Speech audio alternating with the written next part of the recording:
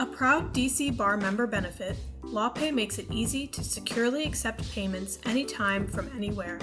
Their proprietary technology prevents commingling of earned and unearned funds and protects your trust account against any third-party debiting, ensuring compliance with ABA and IOLTA guidelines. Schedule a demo at lawpay.com/DCBar and see why LawPay is trusted by 50,000 law firms. Hello and welcome to Brief Encounters. In this episode, Aliza Shatzman, president and co-founder of the Legal Accountability Project, speaks with Corrine Propas Parver from Women Lawyers on Guard about judicial accountability. They discuss Aliza's personal experience with harassment and retaliation by a former DC judge, the scope of the problem, solutions, including the Judiciary Accountability Act and DC court specific reforms, and Aliza's new nonprofit, the Legal Accountability Project, which aims to ensure that law clerks have positive clerkship experiences while extending support and resources to those who do not. I'm Corrine Parver. I am Vice President of Women Lawyers on Guard Action Network. I was a private practice attorney and a partner at a DC law firm, and then a professor at American University's Washington College of Law, where I started the Health Law and Policy Project. Aliza Shatzman is an attorney and advocate in Washington, D.C., who regularly writes and speaks on the subject of judicial accountability. Aliza, you've been speaking publicly about your experiences for several months now, but for those who haven't heard, can you just share your personal story and how you became involved in this advocacy work? Sure. So I decided to serve as a law clerk in DC Superior Court during the 2019 to 2020 term because I aspired to be a homicide prosecutor in the DC U.S. Attorney's Office, and I knew that DC AUSAs appeared before DC Superior Court judges. Unfortunately, beginning pretty early in the clerkship, the judge for whom I clerked began to harass me and discriminate against me based on my gender. He would kick me out of the courtroom and tell me that I made him uncomfortable, and he just felt more comfortable with my male co-clerk. He told me I was aggressive and nasty and a disappointment. The day I found out that I passed the DC bar exam, he called me into his inner chambers, got in my face and said, "You're bossy. And I know bossy because my wife is bossy." And I just remember crying in the courthouse bathroom, crying myself to sleep at night. I wanted to be reassigned to a different judge for the remainder of the clerkship. But my workplace and in the DC Superior Court did not have an employee dispute resolution or EDR plan in place that might have enabled me to be reassigned. We eventually transitioned to remote work in March 2020 during the pandemic. I moved back to Philly to stay with my parents, and the judge basically ignored me for 6 weeks before he called me up in late April of 2020 and told me he was ending my clerkship early because I made him uncomfortable and lacked respect for him. So I called DC Courts HR, and they told me there was nothing they could do because DC Courts HR doesn't regulate judges, and that judges and law clerks have a unique relationship. And they asked me, didn't I know that I was an at-will employee? So I connected with another DC judge who directed me to the DC Commission on Judicial Disabilities and Tenure. That's the regulatory body for DC judges. I drafted a complaint, but decided I wanted to wait to file that until I'd found a new job, because I was already fearful that the judge would retaliate against me. It took me about a year to get back on my feet. I moved back to DC after securing my dream job as a Special Assistant U.S. Attorney, or SAUSA, in the DC U.S. Attorney's Office. I was 2 weeks into training at the DC USAO when I received some pretty devastating news that altered the course of my life. I was told that the judge had made negative statements about me during my background investigation, that I would not be able to obtain a security clearance, and that my job offer was being revoked. A couple of days later, an interview offer for a different position with the USAO was also revoked based on the judge's same negative reference. I was only 2 years out of law school, and it felt like the judge just seemed to have limitless power to destroy my reputation and ruin my career. So at that time, I filed my judicial complaint after adding some sections about the negative reference, which I hadn't yet seen, but suspected was gender-based. Hired attorneys, and in the summer and fall of 2021, participated in the investigation into the now former judge. We were partway through the investigation when I found out that the judge was already on administrative leave pending an investigation into other misconduct at the time he'd filed the negative reference about me. But the USAO was not alerted of the circumstances surrounding the negative reference. I eventually saw the reference through private settlement negotiations between my attorneys and the former judge's attorney, which was outrageous and misleading. But by that time, the damage had been done to my reputation, and I'm pretty much blackballed from what I thought was my dream job at the DC USAO. What a powerful story, and how terribly disappointing. When you use the term harassment, you weren't referring at all to sexual harassment in this particular case. It was gender-based discrimination. That's correct. I would characterize it as gender-based or sex-based harassment, yes. How widespread is the problem of judicial misconduct? Do you have any data to be able to support the nature of how widespread this might be? So there is a troubling lack of data in this area. But what we know anecdotally and based on the data we do have is that there's an enormous mismatch between the number of complaints filed by law clerks each year under the Judicial Conduct and Disability Act and the number of law clerks facing mistreatment. So the Judicial Conduct and Disability Act, or JC&D Act, that is a formal complaint process for law clerks to file complaints against federal judges. And there are between 5 and 11 complaints filed by law clerks each year. However, when we do receive some news reports, for example, a Washington Post report alerted us that in the DC Circuit alone last year, there were about 54 reports of mistreatment by judges of law clerks, and an additional 134 employees had witnessed or heard about such behavior. So we know there's just an enormous mismatch, and that's just the JC&D Act. The federal judiciary is currently not even required to collect and report data on use of employees' EDR plan. So we really just need data on the subject. I think that the first step toward crafting effective solutions is to quantify the scope of misconduct. But law clerks reach out to me every day to tell me that they've been mistreated. And so I know I can say with confidence, the problem is substantially more widespread than the federal or state judiciaries would care to admit. For lawyers, we need evidence to substantiate our claims, and that's why the issue of data collection is so crucial. Do you think there's anything in particular about the clerkship work environment that makes it particularly conducive to harassment? Absolutely. And this is something I try to emphasize, especially when I'm speaking with non-attorneys or folks who haven't clerked and don't really understand what a judicial chambers looks like. There is an enormous power disparity between fresh out of law school clerks and judges, whether they are Senate confirmed, whether they are life tenured, whether they're state court judges serving for a 10-year term.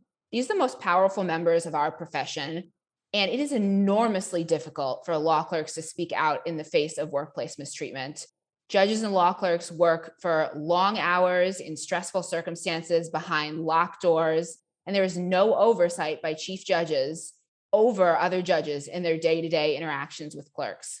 And as clerks reach out to me and I hear these fact patterns about mistreatment during clerkships, I'm just enormously troubled that this is a breeding ground for retaliatory negative references and retaliatory long-term relationships between judges and clerks, because mistreatment isn't just occurring during these clerkships. After these clerkships end, judges are spreading malicious false rumors about poor performance. They are filing lots of retaliatory negative references. And the relationship between judge and clerk extends for the entirety of the clerk's career, which is why it's so important that we tackle this problem head on, so we are not allowing misbehaving judges to drive law clerks from the profession. So reporting is definitely an issue. The fact that there's such a fear for retaliatory behavior on the part of the judicial individual is a concern, a prohibiting concern that would affect a law clerk's ability to get any kind of compensation, not necessarily financial compensation, but any kind of ability to carry on in a professional way thereafter. Yes. We have a troubling culture of underreporting right now. And that's why I'm sharing my story. I'm hoping to empower current and former clerks to speak out and file complaints. And when we talk about reporting, there are several different things. It can be confiding in your law school so that they warn other students so they don't apply to this judge. It can be using a confidential reporting system, which is one of the things advocates are pushing for. It can be an EDR, an internal workplace complaint, or it could be a formal complaint under the JC&D Act or under state laws. But there are lots of avenues for reporting, and just more law clerks need to be speaking out. I know, based on my personal experience, it's enormously difficult and scary, and judges have enormous power, but we really just need to be fostering a culture of honesty and reporting. Let's talk about some possible solutions. There's a bill before the House and Senate Judiciary Committees right now. Can you explain that legislation and where the bill stands right now? Sure. So the legislation you're referring to is the Judiciary Accountability Act. That's HR 4827 in the House and S2553 in the Senate. This is an enormously important piece of legislation that would, among other things, finally extend Title VII protections to federal judiciary employees, including law clerks and federal public defenders, who currently cannot sue their harassers and seek damages for harm done to their careers, reputations, and future earning potential. And this bill would finally put the judiciary in line with the other two branches of the federal government. Congress and the executive branch are both subject to Title VII as of two different laws in 1995. It's literally just the judiciary who refuses to be regulated. The Judiciary Accountability Act, or JAA, would also do some other important things. It would create accountability for judicial misconduct by redefining judicial misconduct in Title 28 of the US Code to include discrimination and retaliation. It would standardize EDR plans among all the circuits. It would create a confidential reporting system, and it would specify that if judges retire, resign, or die, the investigations into them won't cease. And the third thing that the JA would do that's not discussed enough is it would impose some data collection requirements on the judiciary. It would force them to conduct a workplace culture assessment, which they've been notoriously unwilling to do that. And it would also require the judiciary to collect and report data on the outcomes of judicial misconduct complaints and diversity or lack thereof in clerkship and federal public defender hiring. So the JAA has a little over 20 co-sponsors in the House, about 6 in the Senate. There was a hearing on the JAA in the House in March 2022, and I submitted a statement for the record for that. We are very hopeful that the Senate will hold a hearing in the next few months. But this legislation is just not getting the attention it deserves. And this is a bipartisan issue. Both Democratic and Republican judicial appointees mistreat their clerks, and both progressive and conservative clerks face harassment and retaliation by the most powerful members of the profession. It's interesting that you brought up the idea about how judges have been resisting certain workplace changes. In the Metro section of the Washington Post on Sunday, June the 5th, there was an article that's entitled "Judges Resist Conduct Training." And it was 2 federal jurists in DC who balked at mandatory workplace dispute courses, just to take the courses on how to handle disputes. So it's, the whole issue of the workplace environment is pretty front and center. But what you're saying is that there just isn't enough, media attention necessarily on the topic. Right. And so just to respond to that, these trainings, EDR training and other workplace training, needs to be mandatory. Judges need to sign in and they need to stay there, and this needs to be enforced. And I've said this to federal judiciary folks before, because it's the misbehaving judges who are going to be resistant to attending the training. And it's not all judges. There are plenty of federal judges who reach out to me privately to talk with me and say they support what I'm doing. They support increased regulation. So it's not all judges, but it is some. And even for the great judges who reach out to me, some of them have told me in their workplaces, they've been on the bench 5-10 years and they've never attended EDR training. That's troubling. And there's clearly ongoing data mismatch between what the federal judiciary leadership is saying about these resources and what's actually happening on the ground in these courthouses. Getting back for a minute into the Judiciary Accountability Act issue, how do the DC courts factor into this? Would they be covered under JAA? So this is a very important issue, and this was an important aspect of my statement for the record for the March 2022 House Judiciary hearing. So the DC courts are Article I courts. They were created by Congress in 1970, at the same time that the Commission on Judicial Disabilities and Tenure was created to regulate them. The DC courts are not currently covered under the JAA because they are an Article 1 court. However, at least one other Article 1 court is covered under legislation currently. That's the Court of Federal Claims. And in my conversations with House and Senate offices involved in JAA drafting, they are very receptive to the idea of an amendment to cover the DC courts and other Article 1 courts. There is ongoing disputes as to whether the DC courts are state courts or federal courts. I would argue they are a hybrid, but other Article 1 courts are covered under the Judicial Conduct and Disability Act, which is the regulatory procedure where law clerks can file complaints against federal judges. So I think that they need to be covered under the JAA. This is enormously important. It is unclear whether DC courts, judges, and DC law clerks are subject to and protected by Title VII of the Civil Rights Act of 1964. And I've spoken with Fed court scholars who tell me that DC courts, Article 1 courts, are exempt from Title VII in the same way that the Article 3 federal judiciary is exempt from Title VII. And it's just enormously important. Absolutely. You've mentioned DC-specific policy reforms. Can you talk a little bit about that? Absolutely. So the most important policy reform that we need is I'm advocating that the DC courts should be covered under the Judiciary Accountability Act. The JAA would ensure that law clerks can sue judges under Title VII of the Civil Rights Act, but the JAA does other important things that I've already discussed, and it would protect law clerks in other ways as well, standardizing the EDR plan, collecting data, which I think is very important. So that's the first thing, but I think the JAA is the floor and not the ceiling. I also believe that the DC courts should be covered under the JC&D Act. That is the policy by which law clerks can file formal complaints against federal judges. Covering the DC courts under the JC&D Act would eliminate the need for the Commission on Judicial Disabilities and Tenure to handle misconduct investigations into DC judges. But I think a few other important things need to happen. In terms of the DC courts, they need to be collecting and reporting annual data on use of the EDR plan. They do not do that. They also need to conduct an annual workplace culture assessment, which they do not do. They conducted an internal one between 2020 and 2021 when they were considering whether to implement an EDR plan, but that data has not been released publicly, and I think it should. And then I think we're going to talk a little bit more about the Commission on Judicial Disabilities and Tenure. That's the regulatory body for DC judges, but I am strongly advocating for reforms to the commission. They are mishandling judicial misconduct investigations to the extent that they tackle them at all.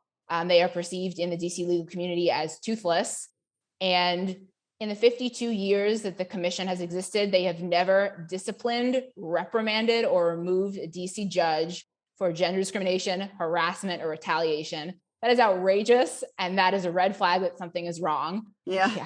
In terms of the DC Commission, they have very few rules, and they're governed by statute. They are governed by Congress. So these changes need to happen through the House and Senate oversight committees.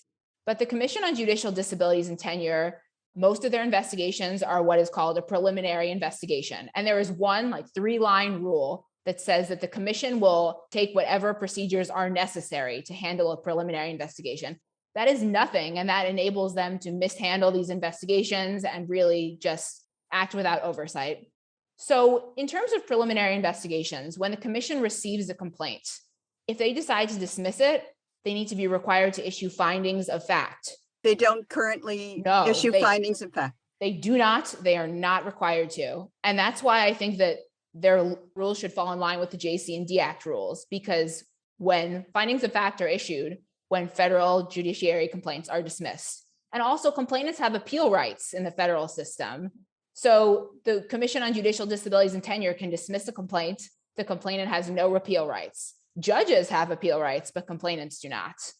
And I think the other issue with the commission is they need to issue an annual report of their activities. The commission has not issued a report since 2018. And that represented 2017's activities. That is deeply troubling. The DC legal community needs to know the status of these investigations into judges. Who appoints the members of the commission? One member is appointed by the DC Bar, one is appointed by the president, a few are appointed by the DC Council and the mayor. It's a very convoluted and political system, but there are 7 commissioners. There's also an unelected, unappointed special counsel who wields enormous power over some of these investigations, and an executive director. These folks serve for 6-year terms, the 7 commissioners, and they can be reappointed indefinitely. And some of them have served several 6-year terms. I also think they should not be subject to reappointment. We need new blood in this commission, folks who understand the sensitive nature of these investigations. And right now, the commission handles both judicial reappointments. So DC judges are appointed for a 15-year term, then they can seek reappointment for a second 15-year term. The commission handles both reappointments and judicial misconduct investigations. I think those functions should be severed. I think it's at the very least the appearance of a conflict of interest for them to handle both functions. Sounds like the deck is stacked to me. Absolutely. The deck is stacked against law clerks and in favor of judges. And I have said to the commission that I think that their actions chill complaints by law clerks against judges.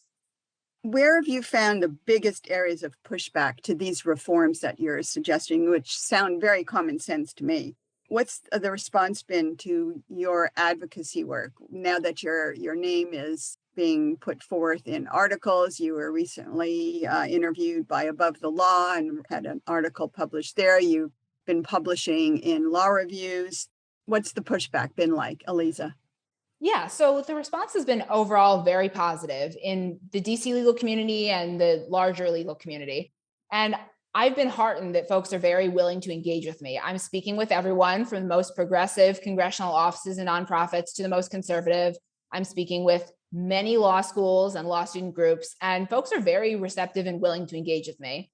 And I appreciate that. The pushback has been very concentrated in DC by the DC courts and the DC Commission on Judicial Disabilities and Tenure. The DC Commission rarely makes public statements. To the extent that they have, their statements have been quite, in my opinion, quite misleading about the scope of the judicial misconduct investigation. To the best of my knowledge, they never sought a copy of the negative reference that the former judge filed about me, even though that was thoroughly detailed in my complaint. And it's unclear why they didn't do that. But I've made clear to the commission before, and I'll reiterate here, I'm not seeking to relitigate my complaints. I'm not seeking to raise any new claims. I'm just sharing my story and the ways the commission was involved in it in order to advocate for statutory changes and rules changes. The DC courts is a larger issue. So right before my statement became public in March 2022, I began to have some policy conversations with offices about specific policy changes that could be made to the DC courts and the DC Commission. Some congressional offices tried to arrange meetings between myself and representatives from the DC courts in late March of 2022. And the response from the DC courts was that we are unwilling to speak with Aliza. We are unwilling to meet with her to discuss legislative and policy changes. And that was deeply troubling. So then separately, I mailed a copy of my statement for the record and a cover letter to the Chief Judge of DC Superior Court, who I've been told is very reasonable and who is a woman. And I received a very dismissive message from the General Counsel of the DC courts that concluded with an admonishment that I should have used the EDR plan. Now, I think she means in July 2021, because as I mentioned before, there was no EDR plan when I was a law clerk. And I do want to address this because I think it's important. The intent of the EDR plan is primarily, though not exclusively, for current clerks to seek reassignment to get away from their misbehaving supervisors. While theoretically the EDR plan could be utilized by a former clerk through settlement negotiations, it is unclear, and I've had numerous conversations with the DC Courts EO office about this, it's unclear what, if any, remedies would have been available to me through the EDR plan in July 2021. At that time, I had excellent attorneys representing me, and the former judge had an excellent attorney representing him, and our attorneys worked very productively together to reach a settlement agreement that benefited both of us. It wasn't perfect, but we both benefited. It is unclear what, if any, remedies I could have sought from the DC Courts EO office that would have been different. Also, anecdotally, though it is not written into rules, I've been told that when law clerks use the EDR plan to reach a settlement agreement, they are required to sign a confidentiality agreement. I made clear to my attorneys from the get-go that I was unwilling to do that. Additionally, the former judge was involuntarily retired from the DC bench in November of 2021.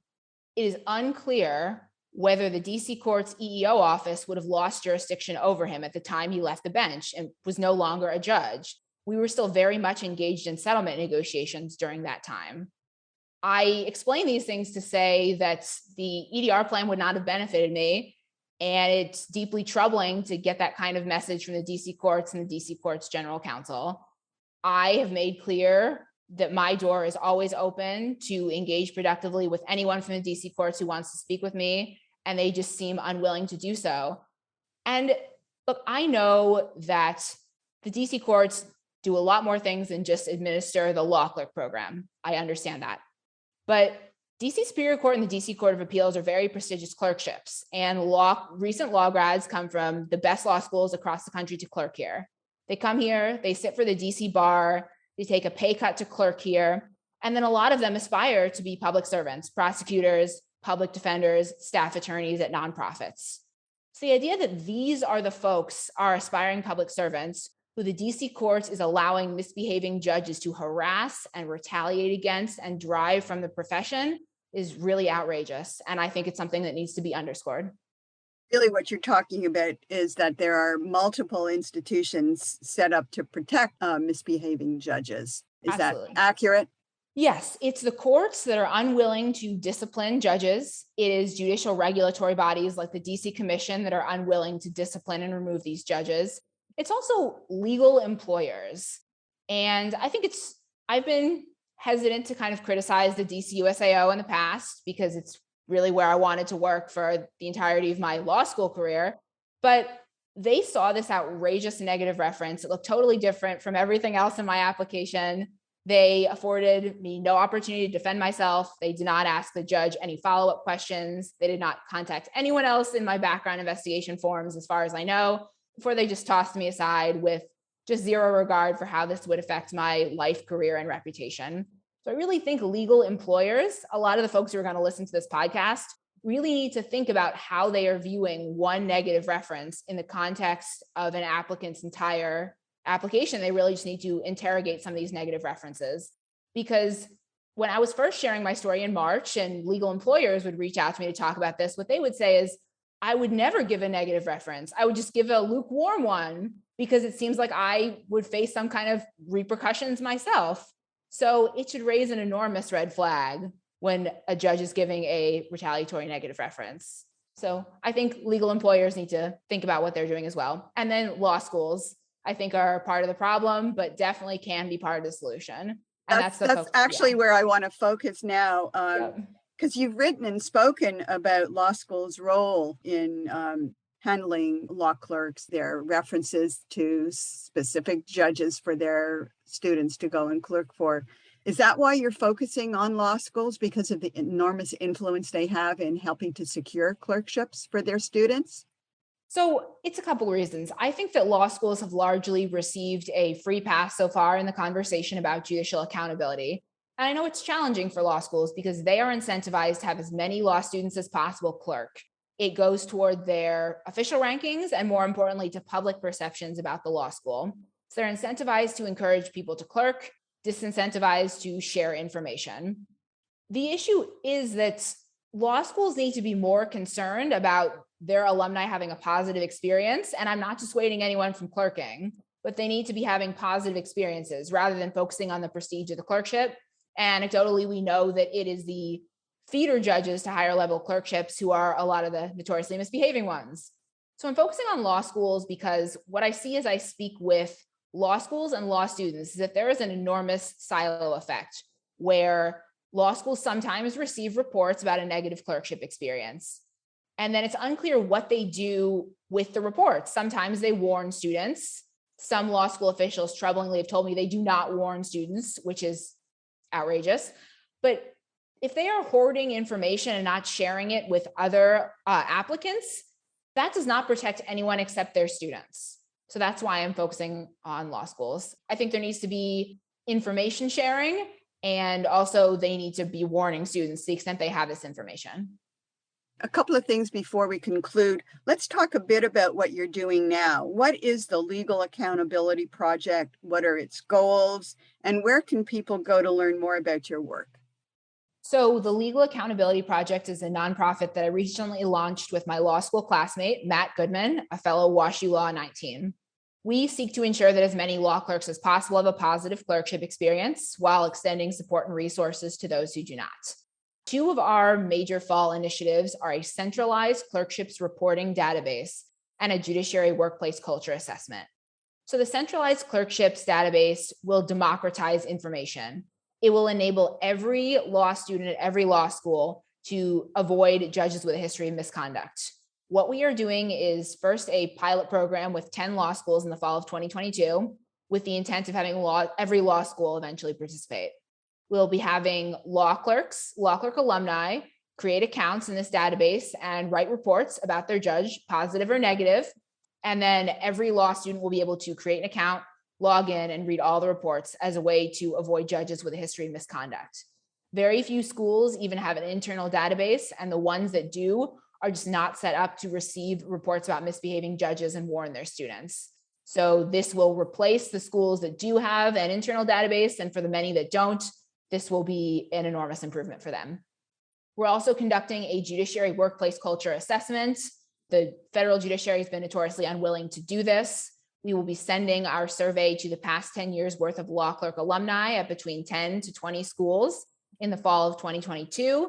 These will represent the range of geographic locations and law school rankings. And we are trying to elucidate data on the types of law clerks facing mistreatment and the resources available to them in their courthouses. We intend to collect and report this data to federal judiciary leadership, the ABA, and to lawmakers. The first step toward crafting effective solutions is quantifying the scope of the problem. And the third thing our organization is doing in the fall is programming. I'm going to be at a lot of law school campuses, sharing my story, encouraging a culture of reporting, and encouraging law students to demand that their law schools participate in these initiatives and utilize our resources. Sounds fabulous, Aliza. Let's end this terrific discussion with an action item. For people who want to get engaged in the issue, what can they do to help? So they can go on our website, that is legalaccountabilityproject.org, to sign up for more information, to learn about our resources, and even to donate to us. We need everyone's support. They can also find me on social media, on Twitter and LinkedIn at Aliza Shatzman, or aliza.shatzman at legalaccountabilityproject.org. So that's how they can find me and get engaged. One of the Legal Accountability Project's long-term initiatives, that's something that's deeply important to me, is creating an employment attorney database to connect mistreated law clerks with attorneys who can help. This is a long-term goal, but for anybody who is moved by my story and others like it right now, we are always looking for more employment attorneys to represent mistreated law clerks pro bono as they are going through the EDR process or the formal complaint process. I'm very grateful for everything my attorneys did for me, and I just hope that anyone who is inspired to help and who is in a position to help can do so in this way. And then I also hope that folks will call their members of Congress and tell them to support the Judiciary Accountability Act. This is the first step toward protecting law clerks from mistreatment and holding judges accountable for misconduct. Thank you so much, Aliza, for an amazing story and for some fabulous action items for our listeners. This episode of Brief Encounters was brought to you in part by our sponsor, LawPay. Find out how this solution can work for you by visiting lawpay.com/DCBar. For more information, check out the description of this episode.